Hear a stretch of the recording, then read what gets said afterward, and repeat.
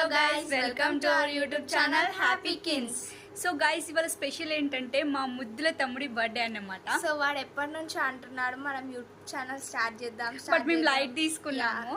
So ఈ రోజు special day కాబట్టి వాడి బర్త్డే కాబట్టి స్టార్ట్ చేద్దాం అనుకుంటున్నాం. ఏం జరుగుతుంది, ఏం జరగబోతుంది అనేది మాతో పాటు మీరు చూసేయండి. కమాన్.